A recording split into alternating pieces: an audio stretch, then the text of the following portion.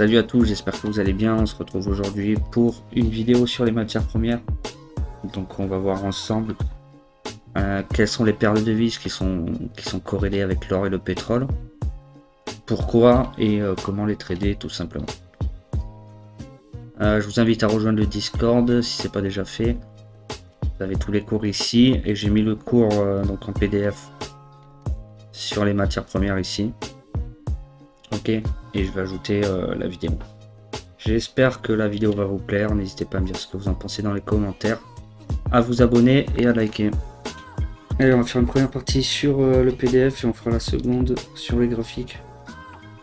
Donc en introduction rapidement, donc on a un certain pays qui voit leur devise corrélée avec les matières premières, donc l'or et le pétrole. Pour l'or, donc on a l'Australie et la Suisse, et pour le pétrole on a le Japon et le Canada. Ok, donc on a deux paires de devises par matière première. Donc pour l'or on a le dollar australien et dollar américain. Pourquoi? Parce que l'Australie c'est le troisième producteur d'or au monde.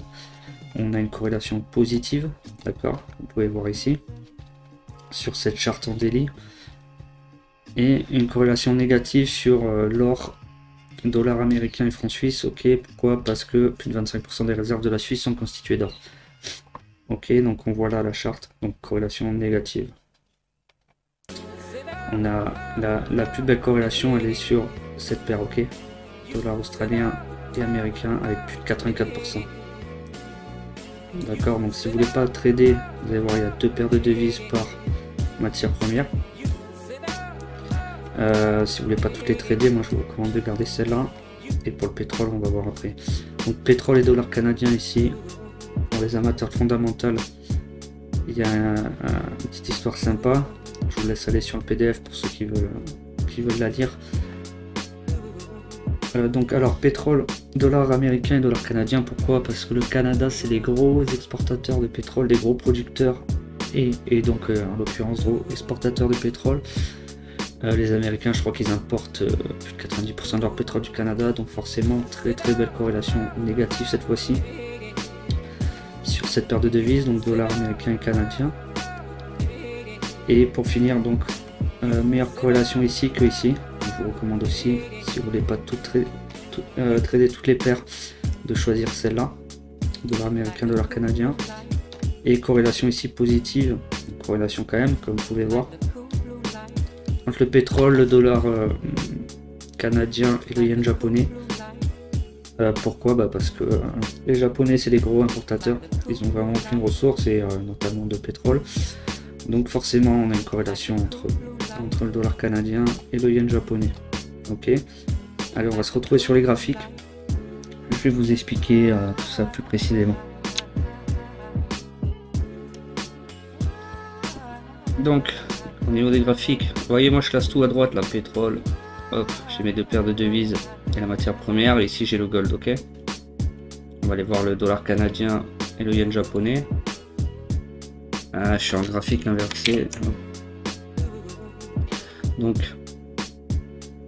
vous faites le petit plus là en haut à gauche, nouvelle échelle de prix sur la matière première que vous voulez, et elle s'ajoute au graphique. Ok, donc là on avait parlé déjà,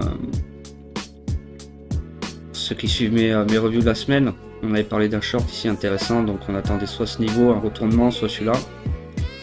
Ok, sur l'order block ici,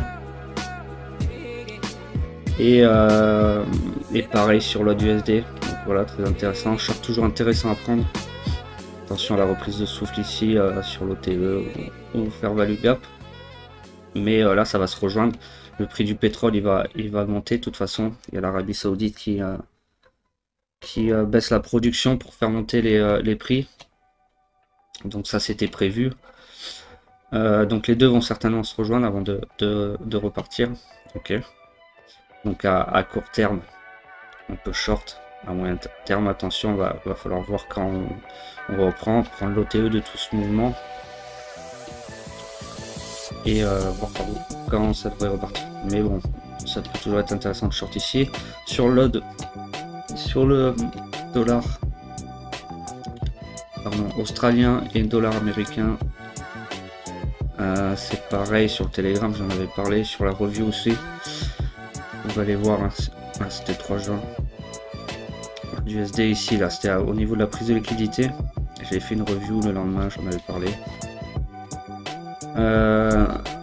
Donc voilà, ce qui était intéressant ici, c'est que on avait le gold qui avait explosé, pas le dollar australien. Donc ici on a eu notre prise de liquidité tranquille avant de repartir, c'était évident. On avait l'OTE là. Voilà, donc on avait un niveau super intéressant pour prendre des liquidités avant de repartir rejoindre le gold. Je vous avais dit dans la review, on allait certainement faire un triangle, un peu comme ce qui se passe en ce moment sur le dollar canadien et le yen japonais. Donc voilà, vous voyez à peu près comment je m'en sers. Donc toujours en daily, weekly. Je vous recommande pas de faire des time frames inférieurs 4 heures en max. C'est juste un indicateur tendance, car souvent le mouvement se crée d'abord sur la matière première. Ok. Souvent, hein, pas tout le temps, mais ça peut être très intéressant. Là, les 2 dernières fois, alors en tout cas moi depuis que je teste ça, j'en suis très satisfait. Et pour ceux qui suivent les reviews, vous avez pu voir que ça fonctionne bien. Donc voilà. Ensuite, je voulais vous montrer pour inverser le graphique. Si vous êtes sur une corrélation négative, comme avec le dollar américain et le franc suisse. Ok, nouvelle échelle de prix. Vous faites Alt I sur votre graphique. Et comme ça, vous avez une lecture beaucoup plus simple pour trouver des divergences, les corrélations, etc. Donc vous faites attention après, là, vous n'allez pas longue. Si vous voulez penser que le graphique est inversé, donc vos longues sont des shorts et vos shorts sont des longues.